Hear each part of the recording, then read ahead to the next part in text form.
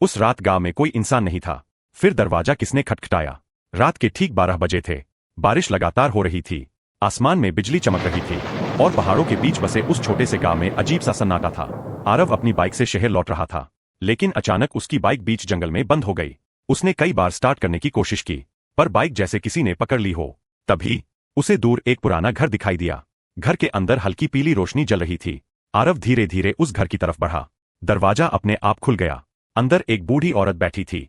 उसकी आंखें बिल्कुल शांत थीं, लेकिन अजीब बात यह थी कि घर में कोई आवाज नहीं थी। ना घड़ी की टिक टिक, ना हवा की आवाज, बस एक डरावना सन्नाटा। बूढ़ी औरत ने कहा, तुम यहां क्यों आए हो? आरव घबराकर बोला, मेरी बाइक खराब हो गई, रात भर रुकना चाहता हूं।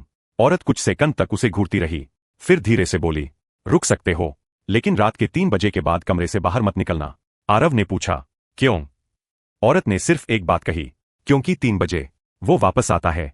इतना कहकर वो औरत अंधेरे में गायब हो गई। आरव डर गया, लेकिन उसके पास रुकने के अलावा कोई रास्ता नहीं था। वो कमरे में जाकर लेट गया। बाहर बारिश और तेज हो चुकी थी। धीरे धीरे रात के 3 बजने लगे। अचानक घर के बाहर किसी के चलने की आवाज आने लगी। थक थक थक, जैसे कोई लकड़ी की छड़ी लेकर चल रहा हो। आरव का दिल तेज धड़कने लगा। फिर उसके कमरे के बाहर कोई रुक गया। दरवाजे पर धीरे धीरे खरोंच पड़ने लगी। चरर चरर। आरव ने डर के मारे अपनी आंखें बंद कर लीं। तभी बाहर से आवाज आई, दरवाजा खोलो, मैं वापस आ गया हूं। वो आवाज इंसान जैसी नहीं थी। आरव ने हिम्मत करके खिड़की से बाहर देखा, और जो उसने देखा, उसके पैरों तले जमीन खिसक गई।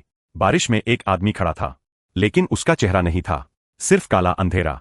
उसके हाथ में एक पुरानी लालटेन थी, और वो धीरे धीरे दरवाजा पीट रहा था। अचानक पूरा घर हिलने लगा। दीवारों से अजीब फुसफुसाहट आने लगी। भाग जाओ, भाग जाओ। आरव डरकर कमरे से बाहर भागा, लेकिन बाहर निकलते ही वो जम गया।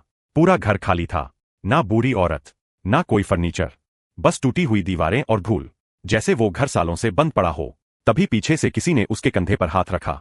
आरव धीरे धीरे पीछे मुड़ा, और वहां वही बिना चेहरे वाला आदमी खड़ा था। उसने धीरे से कहा, अब तुम भी यही रहोगे। अचानक आरव की चीख पूरे जंगल में गूंज उठी।